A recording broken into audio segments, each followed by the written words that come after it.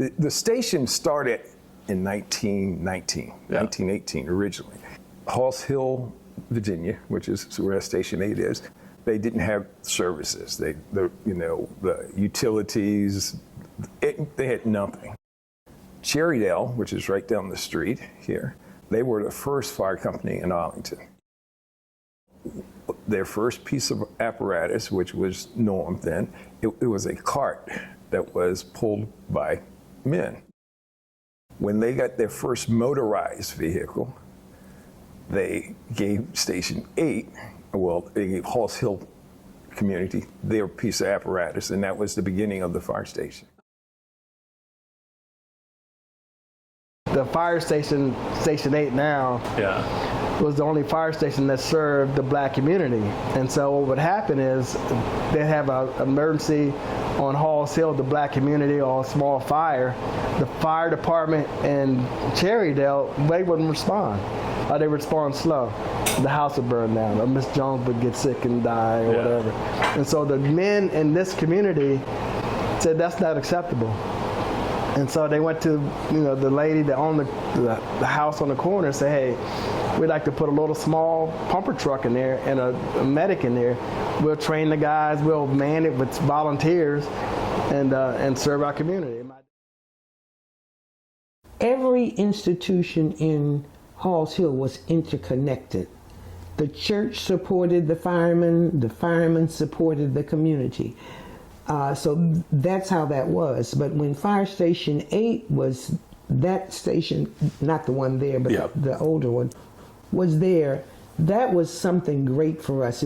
Once again, we had our own space. This is what I knew as a kid.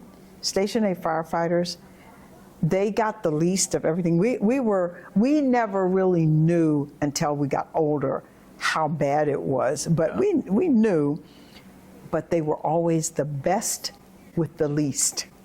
And they never, ever let it get them down and give them, they were always excellent when they weren't given the resources to be excellent. They were excellent anyway.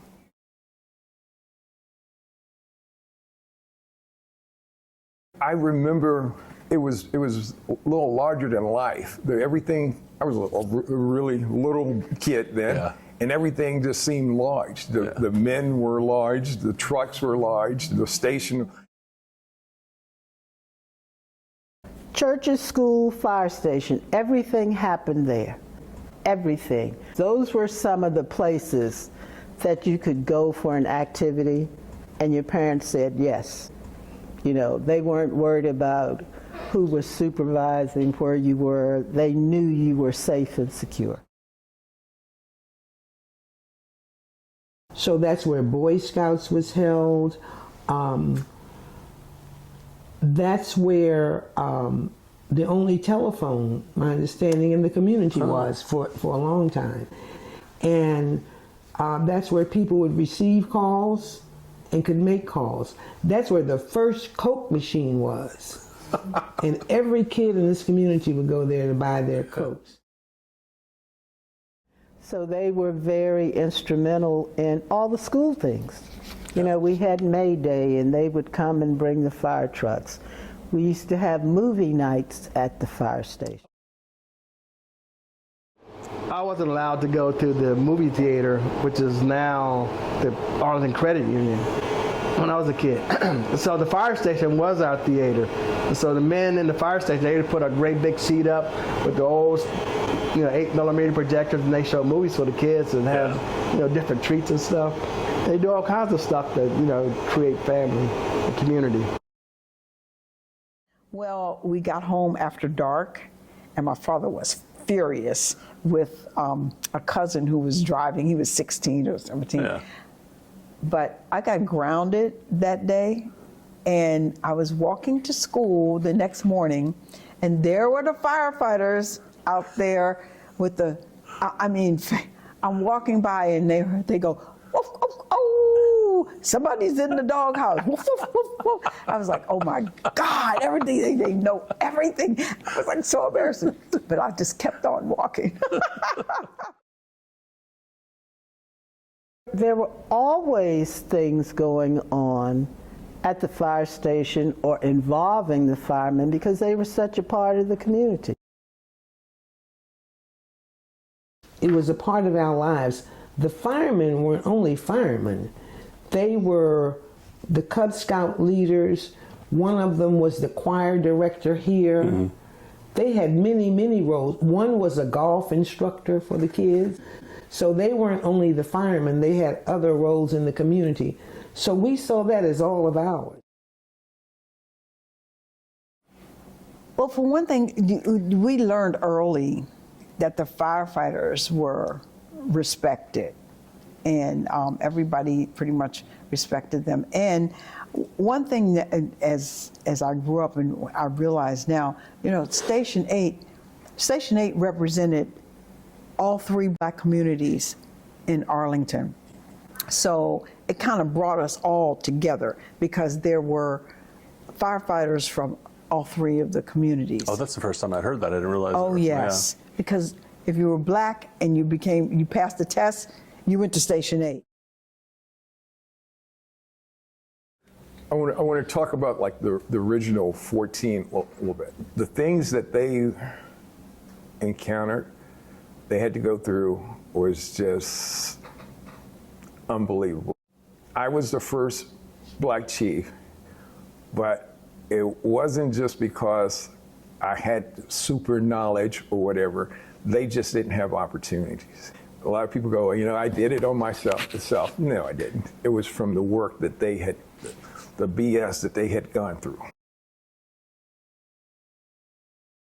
The Rockwell, the head of Nazi, came up to Station 8 once, and with his, as my dad said, his henchmen. They had their guns and their swastikas and everything, and they came there and they came in and told him, says, listen, I'm running for president, and we need you to talk to your people, because when I become president, I'm going to do you all, I'm going to give you all $10,000 and send you back to your countries. And so he was serious. And so my dad says, one of the firefighters says, well, where you going to get the money to send us all back to, you know, Africa? And so he says, well, when I become president, I'm going to take over all the banks from the Jews and I'll have the money. I mean, this is what he was saying. And he says, we're going to send us back to Africa. I need you to talk to your people so they will vote for me.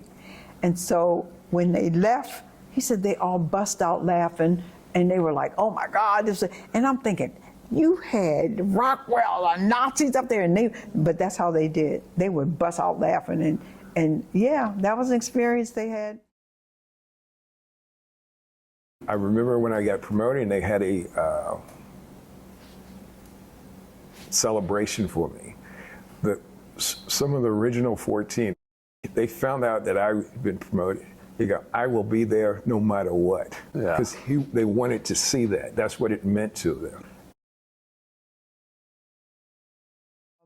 It was, those are the kind of things that I learned from those men. And if any of our guys, if there was ever any trouble, and I heard the young guys, and Mr. Smitty tells a story about that too, if you were ever in trouble and being chased or something would happen, you knew all you had to do was get to Station 8. They took care of you. I was growing up, you know, I thought that every community had their own fire station because I thought that was our fire station. Yeah. You know what I mean? If the community is your body, the fire station was the legs of the body. You know, you couldn't move without the fire station. It was an essential part of everything that went on in the community.